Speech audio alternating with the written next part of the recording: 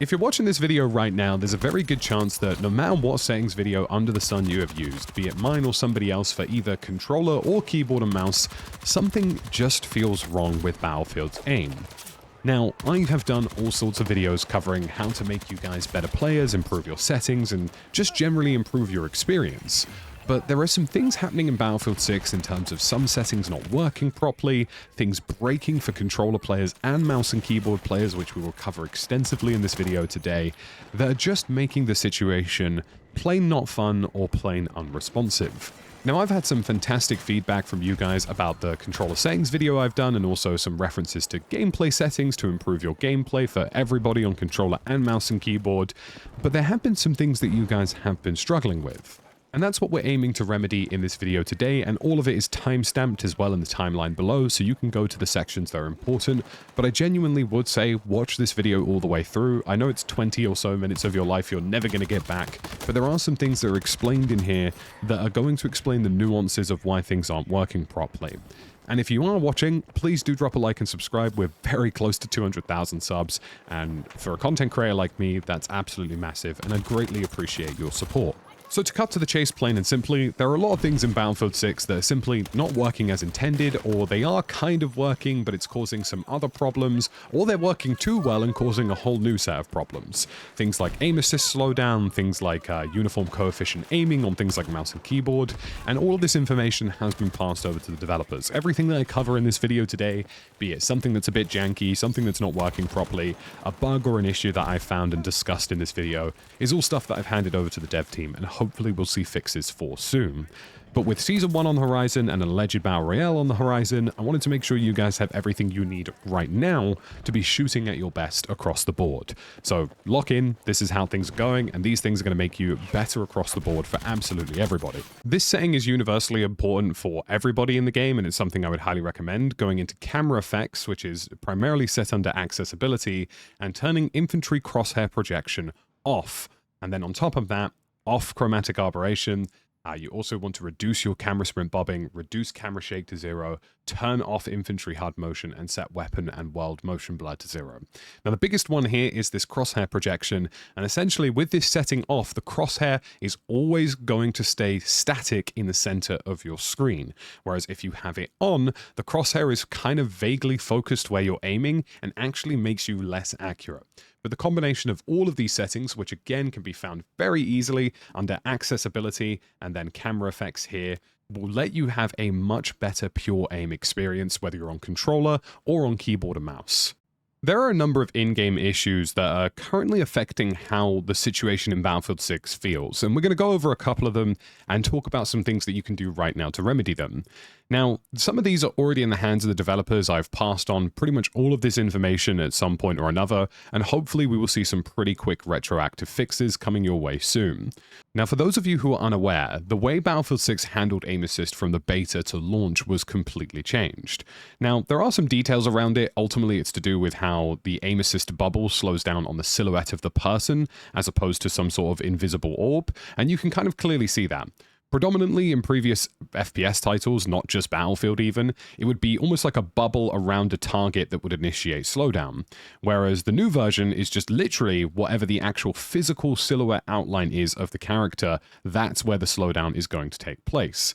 But it does feel as though it's not working entirely correctly, especially over range. I would describe it as almost like a simulated slowdown, where at close range the slowdown feels around about correct, but over long distances or with multiple targets in field, you get this kind of issue where the game is trying to like simulate the same level of slowdown even though the target is super far away.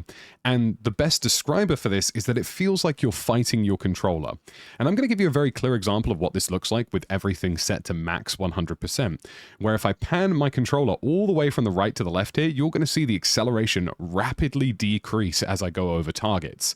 And you can see that kind of simulation of my controller feeling as though I'm fighting a target because the slowdown's at 100%. So if I'm aiming at somebody over distance like this guy here, the slowdown is so aggressive that making micro adjustments into the headshot are actually more challenging, especially on a moving target. If I'm tracking this target as he moves and I've got that really aggressive slowdown, you just get this huge issue where the game does not feel right. Now, I've already passed this information on to the developers, and I've suggested that they implement a secondary version of aim assist that is just flat and completely linear, so you don't get like a hyper-aggressive slowdown over range. It's just the same amount of aim assist at every universal range, and hopefully that's something we see implemented soon.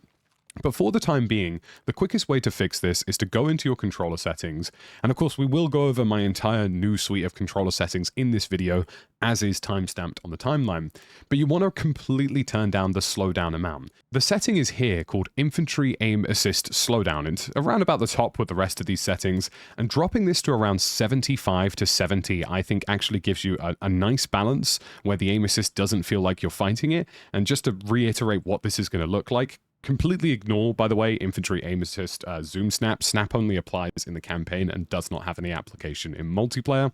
But I leave the actual aim assist value at 100, but the slowdown value at 70. And you can see now when I pan left and right across the screen, there is still a little bit of slowdown, but I'm not nearly as much fighting it as I was before. And if I want to make micro adjustments on a distant target, it feels much more natural, much more doable, and sniping on a controller, or even just making micro adjustments with a full auto weapon, is suddenly 10 times easier than it was before.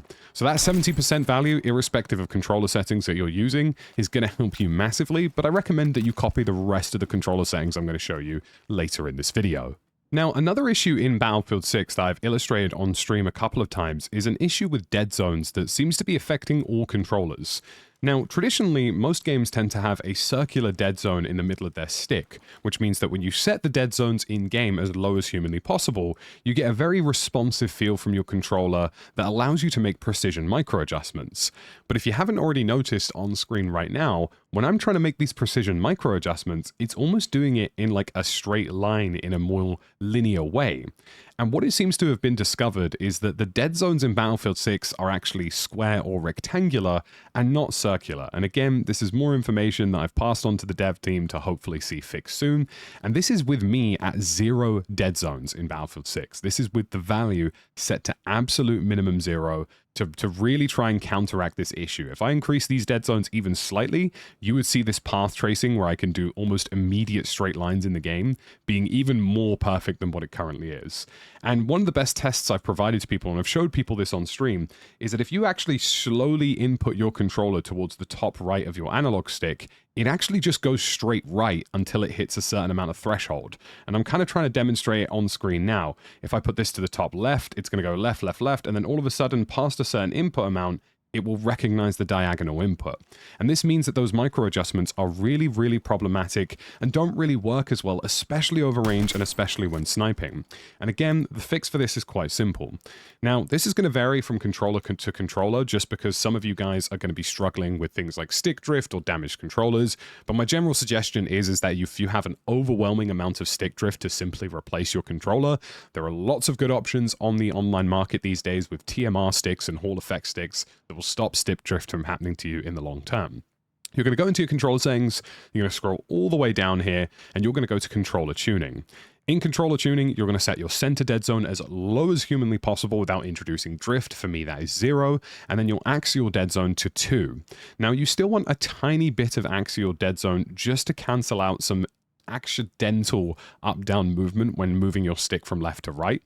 But for whatever reason right now, this sort of squareness that I'm witnessing, I believe it's because the axial dead zone is taking the round shape of the dead zone, and because the dead zone starts from the middle for the axial as well, it's creating a square or rectangular shape instead.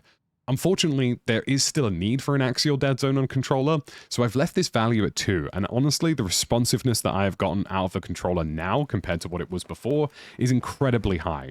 If you're somebody who is capable of putting them this low, absolutely do it. If you find that you're getting a lot of stick drift, slowly increase the central dead zone, but try and keep the axial as low as humanly possible, and you'll be able to make some of these precision shots that I've been talking about and deal with some of these issues.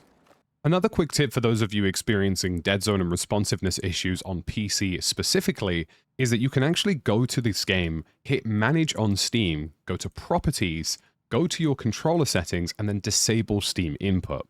In my experience, for whatever reason, enabling the Steam input not only applies some weird dead zones to my controller, but also can sometimes seemingly mess with settings that I have and make it feel less responsive.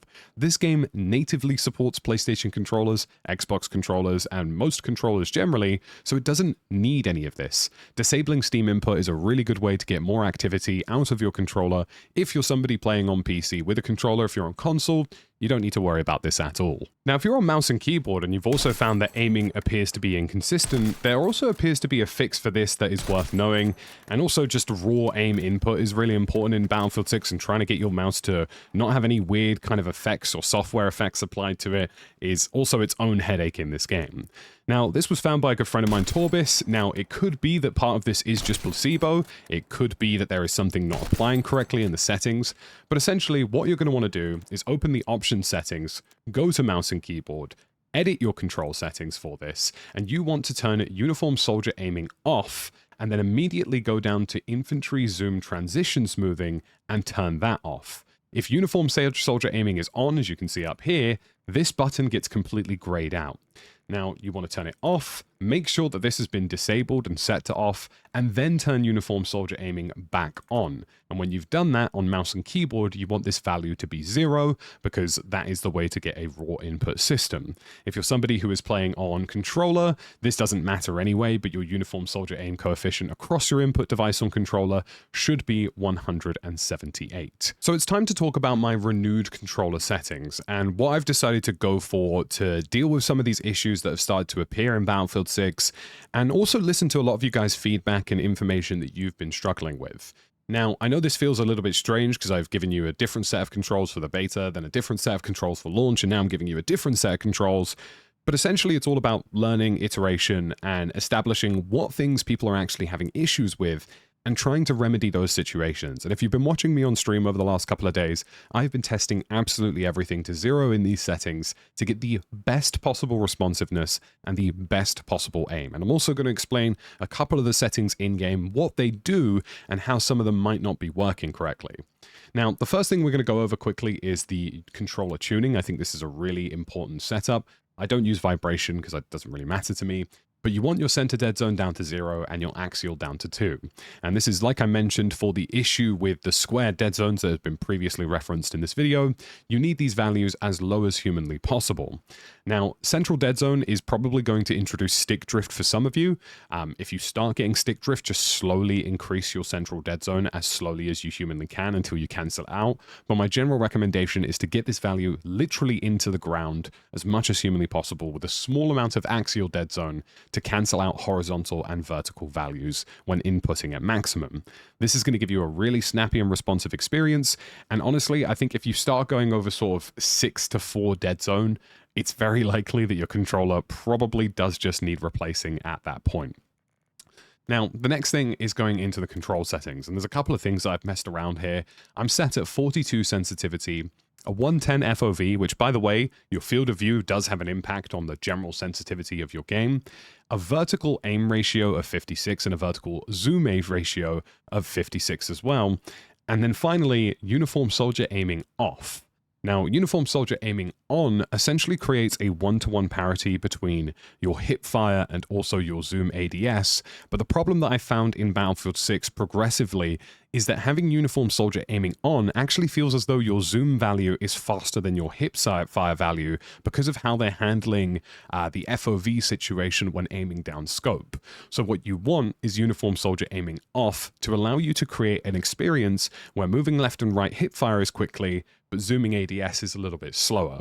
So setting this value to off, I think at the moment is the way to go forward until they implement a way to sort of deal with zoom sensitivities per FOV, a little bit like how Warzone has affected or independent depending on what you're using in game. Infantry aim assist, we leave at 100, slowdown right down to 70, which I think is really important. And infantry aim assist zoom snap, keep it 100, it doesn't matter and only applies to the campaign. Now, I've had a lot of questions about these settings, specifically aim input curve, infantry zoom aim input curve, and then stick acceleration inputs, and then also why this is sometimes grayed out. Now, the hilarious thing is that in Battlefield, a lot of these are actually named differently on different platforms. So for some of you guys on PlayStation, this might just be called BF4. There is no BF1, BF4. And for some reason, platform to platform, there doesn't seem to be a system that universally carries over. But if you find that these are named differently, you want Battlefield 4, and then Battlefield 4 or Battlefield 1 for stick acceleration inputs, and then put that acceleration value to 20%. Now, there is a chance that this is grayed out for you at the moment, and if it is, unfortunately, that is just a bug in the game, and it's not something that you can deal with. Now, the only way to get around this is changing your config file on the documents on PC, but for those of you on console, it is something the devs are aware of. I believe a fix for this is going live in Season 1, but I'm not entirely sure, so that is something that's going to be resolved very, very soon. If you find that certain values in this do actually give you the ability to input a value, then on console, set this to Battlefield 1 and then set the value to 20. Essentially, the curves are very similar from Battlefield 1 to Battlefield 4, which is why they're named the same on the PC version of the game anyway. And you only want a small amount of acceleration. You don't want a crazy high amount because that's effectively going to make your game feel super sluggish when moving your stick left to right.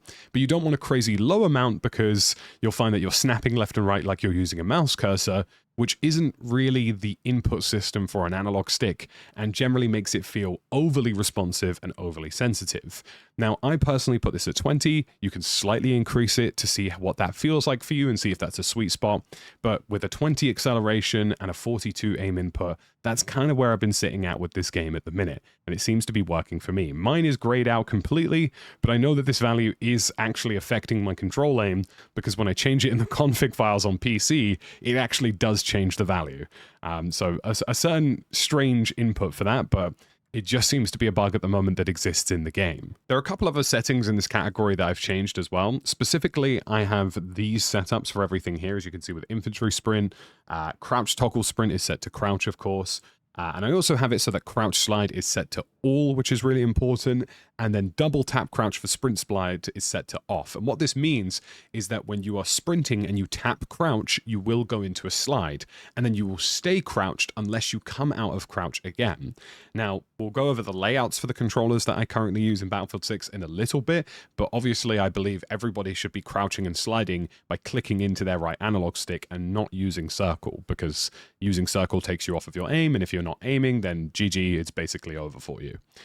We also have all of these settings here. You can see that I've set infantry zoom sensitivity down to 95%, which combined with that lower level of slowdown, I think gives you a perfect level of control over range with your sensitivity in Battlefield 6. And I think this is really important. Zoom infantry transitions is off. You do not want this enabled. It's going to make you feel really sluggish. And then leave all of these values at 100%. To progressively try and build some muscle memory. If you change these values per zoom, you're basically chalking any semblance of muscle memory that you're going to have in this game.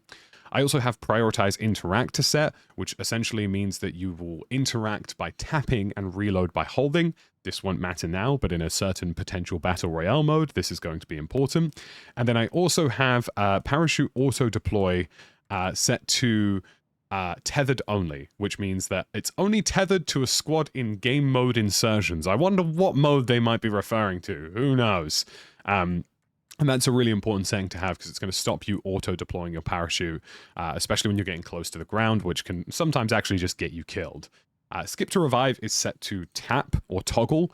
This is really important because I find that sometimes when you hold down the square button to stop the skip revive and request revive, it doesn't work properly and it just finds itself really completely destroyed. So this basically is going to allow you to skip revive by tapping a button once or hold revive by tapping a button once, which I think just works better.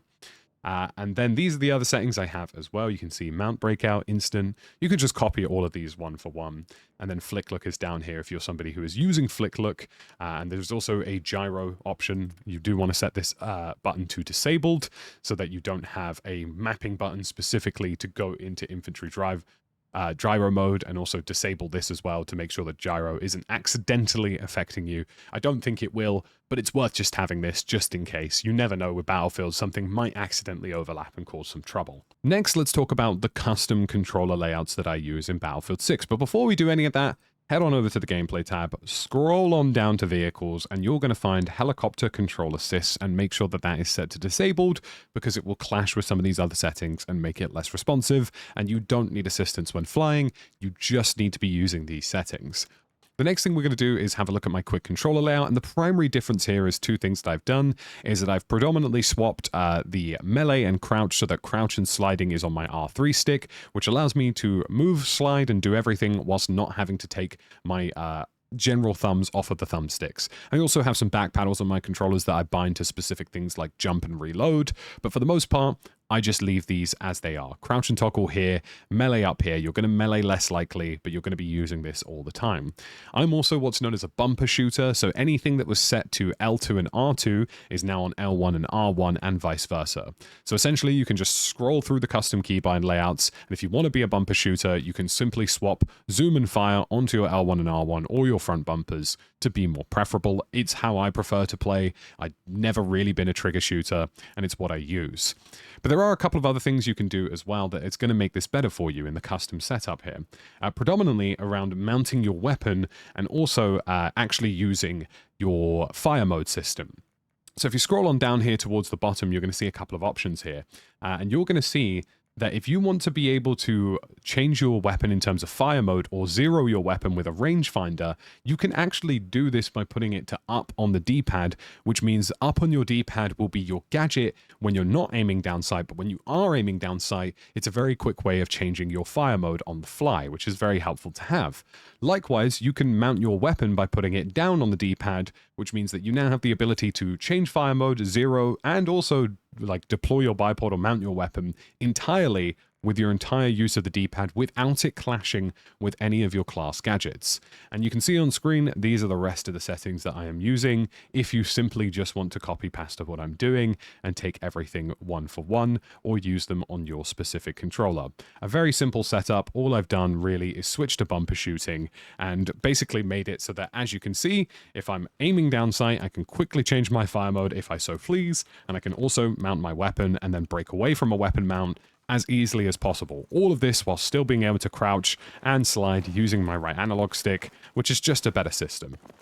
Now, for the various vehicles and ground vehicle settings, you want the ground vehicle set to alternate, transport set to default, aircraft set to alternate, you also want helicopter set to alternate, gunner I've switched to custom, which basically allows me to aim and shoot with my bumpers, so I've changed the bindings there, but default should be fine for this, but if you're somebody who is a bumper shooter, you can change it.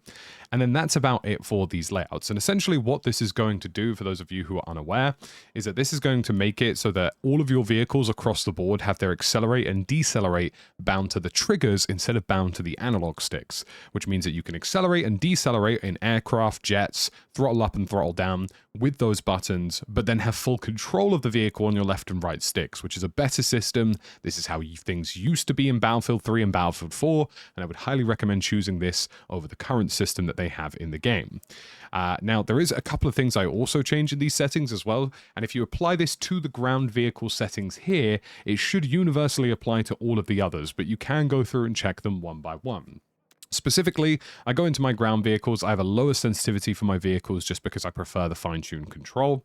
And then I have my aim sensor 80, gunner aim sensor 80, vertical aim set to 56, and vertical zoom ratio at 178, which is what it should be.